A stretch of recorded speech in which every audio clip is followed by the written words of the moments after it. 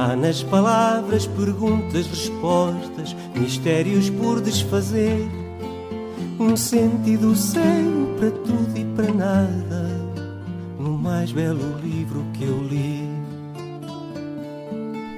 Dende Gali chega Rescate en Audio. Recuperamos os clásicos da nosa Lix. Avide ben as orellas. Cal será o libro que chega hoxe a nós? Do máis belo livro por vir. María, para ti faría, se puidese, un xogo de palabras que soase a poesía. Tiña eu 10 anos cando fui na Casal de Rei viu o Colexio Público Vilaverde de Pontevedra presentar O estanque dos parrulos pobres. Era maio do 97 e así era a súa dedicatoria nesta obra, gañadora do Premio EDB de Literatura Infantil no ano anterior e que foi publicada na colección Tucán da editorial EDB Rodeira.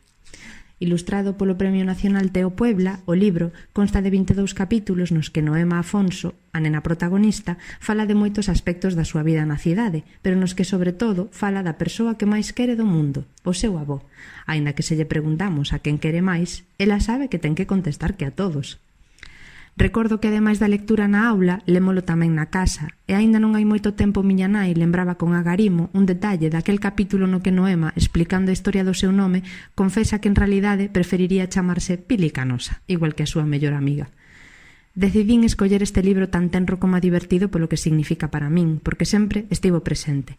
Se xa entón pensaba que a autora fixo un exercicio magnífico e de gran dificultade meténdose dese xeito na pel dunha nena tan pequena, agora que pasaron 30 anos e teño o mundo das cativas máis presente, paréceme aínda máis maravilloso o seu relato. O avó é moi sabio, ademais de ser un pirata, e Noema aprende moito con el.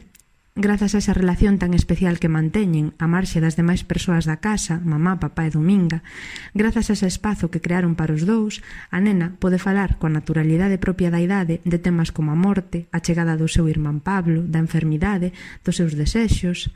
Pode facer as preguntas que precisa para comprender un mundo de adultas que son as que en realidade teñen medo a dar respostas.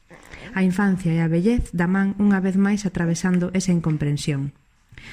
Neste libro retrátase tamén o rural galego, cando Noema fala da casa da aldea do avó e da escola e as falcatruadas que este facía de neno. Vemos o gran contraste entre a vida na cidade e na aldea, onde en palabras de Noema o ceo é moito máis grande, hai cans, gatos, árbores, un río, señoras que fan queixos, e pódense facer guerras de mazáns. Tamén hai espazo para falar de algunha lenda e das nosas tradicións e festas patronais. Na cidade as cousas son diferentes. Pode ir co avó ao pabillón a facer gimnasia, ou pode xogar a calquera cousa, ir a botarlle pan ao estanque dos parrulos, ou mesmo ensaiar a morte.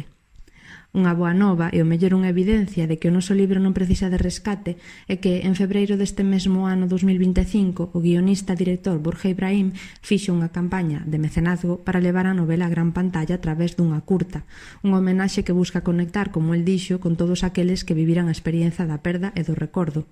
Conseguiron o seu obxectivo, así que pronto poderemos gozar dela. Mentres esperamos a súa chegada, podemos quedar para ler, ir a botarlle pan aos parrulos ou botarlle moedas no estanque. Que para que serven as moedas? Pois claro, para pedir desexos. O desexo de Noema é secreto, xa o descubriremos. Igual que é secreto que cada vez que o leo de novo choro cos 3 últimos capítulos. Eu non tiven unha avó tan especial como a Noema, pero teño un pai, e agora é a miña filla a quen escoito decir cando pensa que están as soas: aboíño, quérote máis que a ninguén. Do mais belo livro por vir.